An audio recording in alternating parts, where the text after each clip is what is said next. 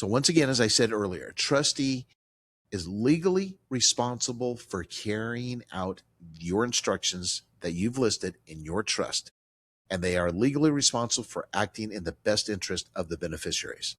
Okay? But what do they do? So here's a list I made up for you. They collect and protect the trust assets. They manage investments prudently, as I said. They pay bills, debts, taxes, and final expenses. They keep accurate financial records. They file the required tax returns for the trust. They distribute assets according to the trust documents, not their personal opinion. They follow the trust instructions exactly. They communicate with beneficiaries in keeping them reasonably informed. They treat all beneficiaries fairly and impartially. They preserve the value of the trust estates and assets.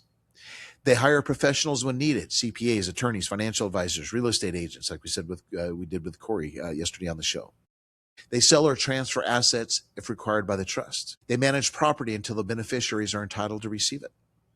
They protect minors or disabled beneficiaries by following the trust distribution rules. They defend the trust if legal issues arise. They avoid conflicts of interest, and they avoid self-dealing. They maintain confidentiality regarding the trust matters. They keep the trust assets separate from personal assets, and ultimately winding up the trust and making the final distributions. Folks, that's just a partial list. That's how important this job is. And again, it's not an honor to say, yes, I'll be your trustee. It is a job. Now, let's go to factor number 3, the quality you want in your trustee. Financial responsibility. They've got to be able to do budgeting. They have to be able to understand taxes. They don't need to be an accountant or a bookkeeper, but be able to communicate with the tax professionals. They need to understand the investments. I'll give you, again, real life example. Let's say you decide if you want to be a nice guy, nice gal. You say yes to your neighbor. Yeah, I'll be your trustee. And let's say they have a, decent sized portfolio, $1 million plus or so. And let's say they had, 2 kids, Frank and Sally. I'm stuck on Sally's name today. Well, as this estate is being settled and so on and so forth, they go to the trustee and say, hey, you know what? I need some money to live. Do you have the capability of, again, understanding the trust where you can give them some money? Potentially, maybe not. But what about the investment side? And I've seen this. Here's a real life example. The trust got tied up, or not the trust. This couple had a will, so it really got drug out in probate court. But what ends up happening is Murphy's Law, right? You just lost your last parent. You and your sibling, for example, are the beneficiaries of the estate. And let's say, again, it's $1 million brokerage account, and you want your money, or at least some of it. But here comes Murphy's Law. Stock market begins to plummet. That $1 million account just loses 10%. It's now down to 900,000. Loses another 10%, another 15%. It's falling like a rock. And every day, you as the beneficiary are watching your inheritance, your mom and dad's hard work, go down the toilet.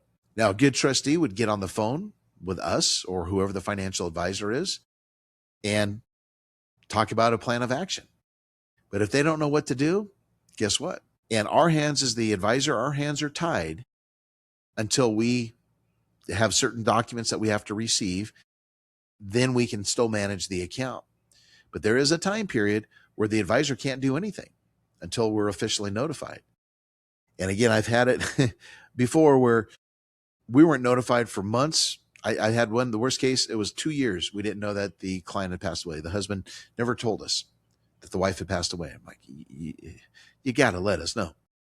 But as a trustee, you got to be able to handle the investment side of things, understand a statement, be able to talk to the broker, so on and so forth. You also need to be a good decision maker, right? There are decisions that have to be made, especially in the initial stages after the person dies, multiple decisions, sometimes daily, but definitely during the first couple months, lots of decisions have to be made. So the question I want you to ask yourself as you're thinking about who the trustee is going to be is, would you hire this person to manage your own money today? Do they have the knowledge, the expertise, the business acumen to do it? If the answer is no, move on to your next choice.